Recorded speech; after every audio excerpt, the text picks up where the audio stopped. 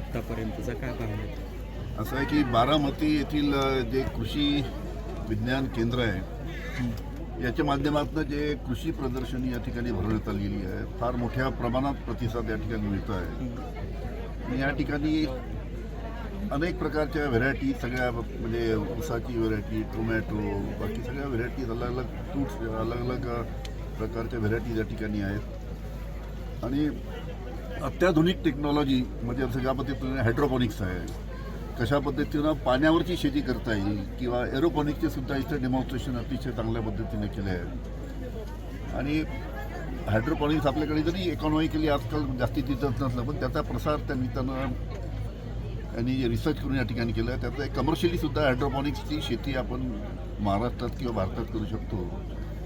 आणि त्याचबरोबर परदेशातले फुलं, परदेशातले फळं याचं सुद्धा अतिशय चांगलं प्रदर्शन या ठिकाणी हे केलं आहे. आणि सर्वात महत्त्वाची गोष्ट म्हणजे आर्टिफिशियल इंटेलिजन्सचा वापर करून कशा पद्धतीने NPK म्हणजे नायट्रोजन, पोटॅश, फॉस्फरस कशा पद्धतीनं त्याचा ज्युडिशियस यूज करता येईल, जेवढं पिकाला लागतं त्याच पद्धतीनं आर्टिफिशियल इंटेलिजन्सचा वापर करून NPKचं प्रमाण, पाण्याचं प्रमाण हे सर्व कशा पद्धतीने करता येईल याचा सुद्धा अतिशय सुंदर प्रयोग यांनी जवळजवळ शुगर केनवर उसावर केलेला आहे. त्याच्यासाठी जवळजवळ आता सुरुवात असल्यामुळे 1000 शेतकरी त्या शेतामध्ये त्याचा प्रयोग चालू आहे.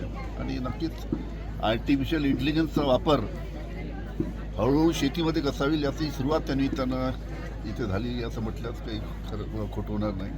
आणि अतिशय सुंदर एक्झिबिशन आहे, मोठ्या प्रमाणात. म्हणजे आमच्या विदर्भातून सुद्धा अनेक युवक शेतकरीसुद्धा या ठिकाणी, विदर्भ आहे, मराठवाडा आहे, संपूर्ण महाराष्ट्रातनं त्यांनी पाहिलं की युवक मोठ्या प्रमाणात एक्झिबिशन पाहण्यासाठी इथे बारामतीला आलेले आहेत.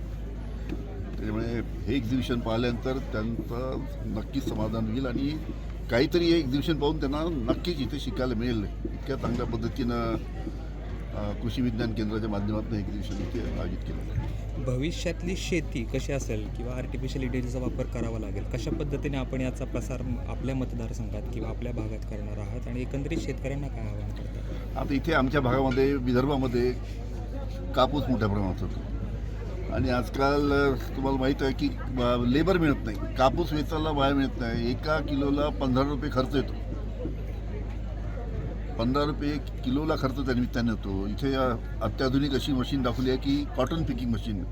त्या मशीनच्या माध्यमातून कशा पद्धतीनं आपल्याला कापूस वेचता येईल या पद्धतीनं अशा अनेक नवीन तंत्रज्ञानाचा वापर करून शेती कशा पद्धतीनं अजून फायदेशीर करता येईल नवीन टेक्नॉलॉजी वापरून याचं सुद्धा अनेक अतिशय चांगलं डेमॉन्स्ट्रेशन इथे दाखवलं आहे. त्याचबरोबर ड्रोनचा वापर करून तुम्हाला स्प्रेइंग करायचं आहे, त्याच्यासाठी सुद्धा ड्रोनचा वापर करून इकॉनॉमिकली कसं स्प्रेइंग करता येईल त्याचासुद्धा चांगले प्रात्यक्षिक दाखवले आहेत. यांनी स्वतःचे ड्रोन इथे रिसर्च करून डेव्हलप केलेले आहेत.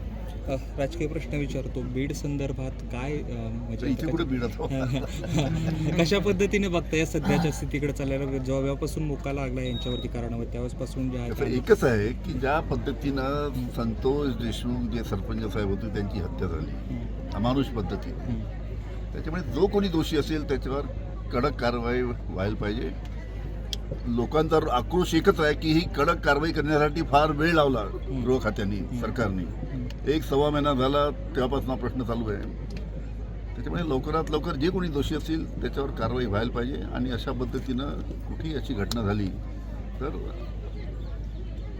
ज्या पद्धतीनं म्हणजे सरकारच जे गुन्हेगार आहे त्याला पाठीशी घालतं का, अशा पद्धतीचं संपूर्ण चित्र या बीडच्या म्हणजे महाराष्ट्राच्या जनतेसमोर आलेलं आहे. सर, 100 कोटीच्या प्रकरणामध्ये तुम्हाला त्रास झाला, पण ज्यांचे खरोखरच पत्नीच्या, ड्रायव्हरांच्या नावावरती एवढे फ्लॅट आहेत की त्यांच्यावरती ईडी काहीच लक्ष देत नाही, त्याबद्दल काय वाटतंय?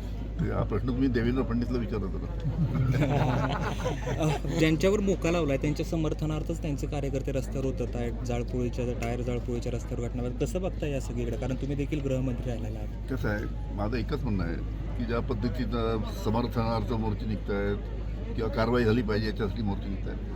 पोलिसांनी ती जे काय तुमचं SIT बसवलेली आहे किंवा CID तपास करते आहे, त्यांनी जो कोणी दोषी असेल त्याच्यावर लवकरात लवकर कारवाई केली पाहिजे, जेणेकरून जनतेचं समाधान होईल. थँक्यू. एबीपी माझा, उघडा डोळे बघा नीट.